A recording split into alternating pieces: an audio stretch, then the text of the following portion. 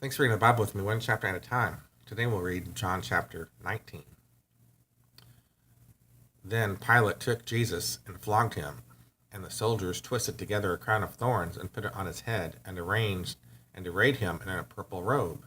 They came up to him, saying, "Hail, King of the Jews," and struck him with their hands.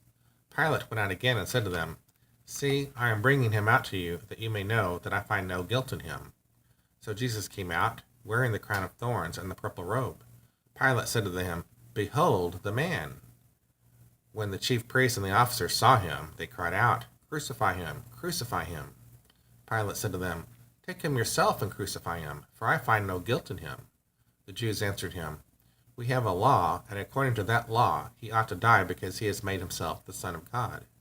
When Pilate heard this statement, he was even more afraid. He entered his headquarters again and said to Jesus, "Where are you from?" But Jesus gave him no answer. So Pilate said to him, "You will not speak to me? Do you not know that I have authority to release you and authority to crucify you?" Jesus answered him, "You would have no authority over me at all unless it had been given you from above. Therefore, he who delivered me over to you has the greater sin." From then on, Pilate sought to release him, but the Jews cried out, "If you release this man, you are not Caesar's friend. Everyone who makes himself a king opposes Caesar." So when Pilate heard these words, he brought Jesus out and sat down on the judgment seat at a place called the Stone Pavement, and in Aramaic, Gabbatha. Now it was the day of preparation of the Passover. It was about the 6th hour. He said to the Jews, "Behold your king." They cried out, "Away with him! Away with him! Crucify him!" Pilate said to them, "Shall I crucify your king?" The chief priests answered, "We have no king but Caesar." So he delivered him over to them to be crucified.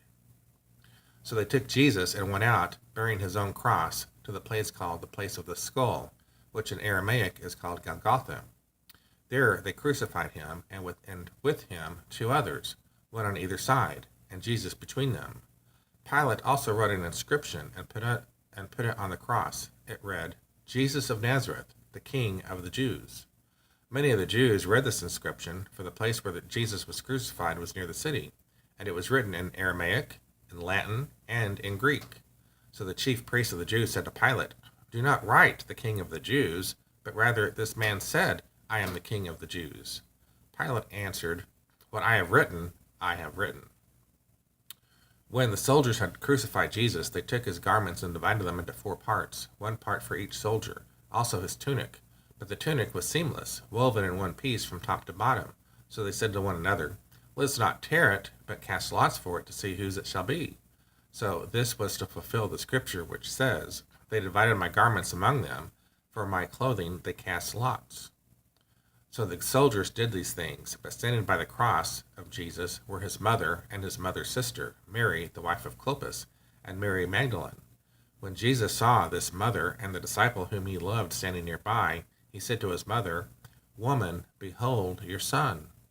Then he said to the disciple, "Behold your mother." And from that hour the disciple took her to his home. After this, Jesus, knowing that all was now finished, said to fulfill the scripture, "I thirst." A jar full of sour wine stood there, so they put a sponge full of the sour wine on a hyssop branch and held it to his mouth. When Jesus had received the sour wine, he said, "It is finished." And he bowed his head and gave up his spirit.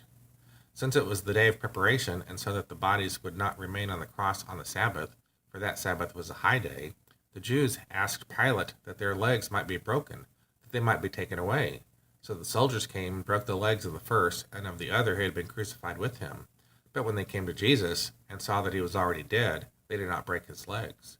But one of the soldiers pierced his side with a spear, and at once there came out blood and water. He who saw it has borne witness. His testimony is true, and he knows that he is telling the truth, that you also may believe. For these things took place that the scripture might be fulfilled. Not one of his bones will be broken. And again, another scripture says, "They will look on him whom they have pierced."